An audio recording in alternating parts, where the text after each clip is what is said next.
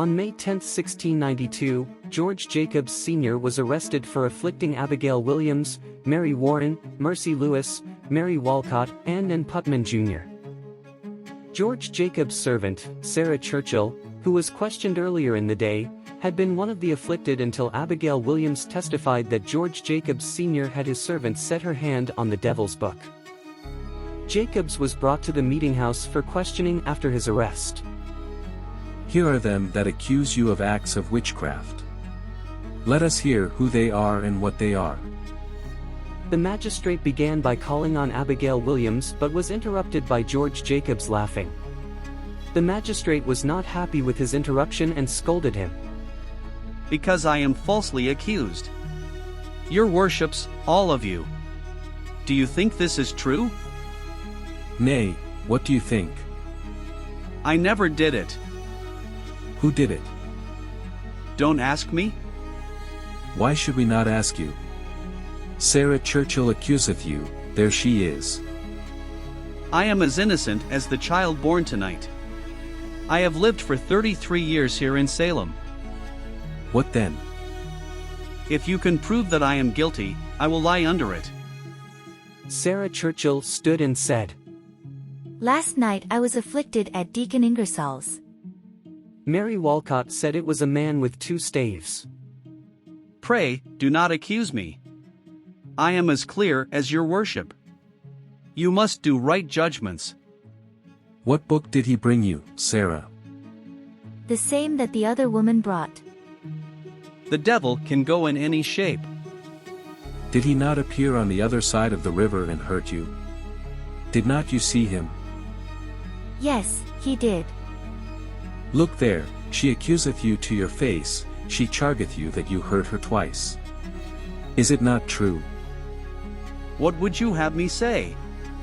I never wronged no man in word nor deed. Here are 3 evidences. You tax me for a wizard. You may as well tax me for a buzzard. I have done no harm. Is it no harm to afflict these? I never did it. But how come it to be in your appearance? The devil can take any likeness. Not without their consent. Please, your worship. It is untrue. I never showed the book. I am as silly about these things as the child born last night. You had as good confess if you are guilty.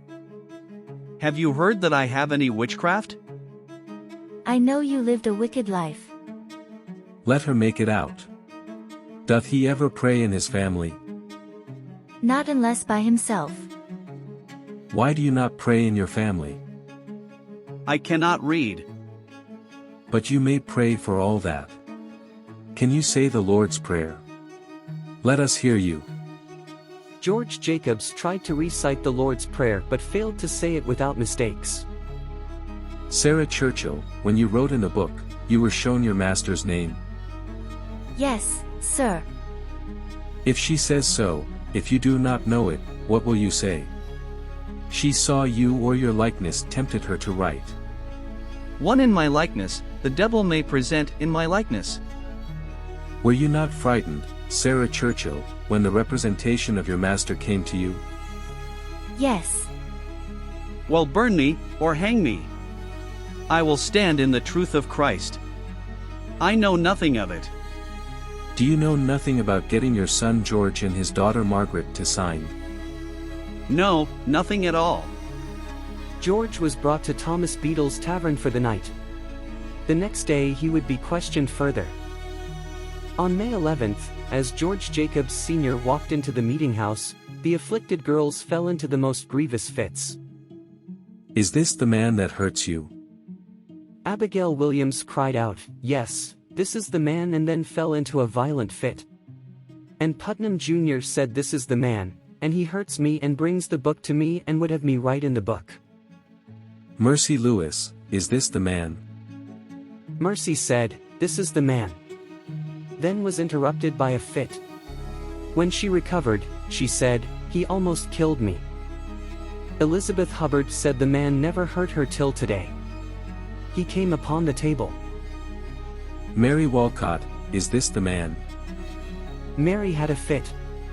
When she recovered, she said, "This is the man. He used to come with 2 staves and beat me with one of them."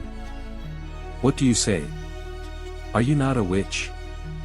No, I know it not if I were to die presently. Mercy Lewis tried to approach Jacobs but fell into a fit. The court read Mercy Lewis's testimony. What do you say to this?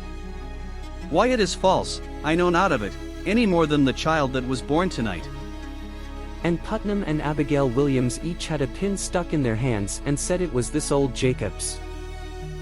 Are you not the man that made a disturbance at a lecture in Salem? No great disturbance. Do you think I use witchcraft? Yes, indeed. No, I use none of them. George was sent to jail to await his trial. After Sarah Churchill was examined, Sarah Ingersoll and Anne Andrews spoke to Churchill. They said she was very upset about what she had told the court. She confessed to the woman that she had not set her hand on the devil's book. The 2 women asked why she told the court she had, and Churchill said it was because they threatened her. They told her they would put her in the dungeon with Burroughs. She then said that if she told Reverend Noyes but once she had set her hand to the book, he would believe her, but if she told the truth, he would not believe her. So, she lied to save her life. On August 4th, George Jacobs Sr. was indicted on 2 counts of afflicting Mercy Lewis and Mary Walcott.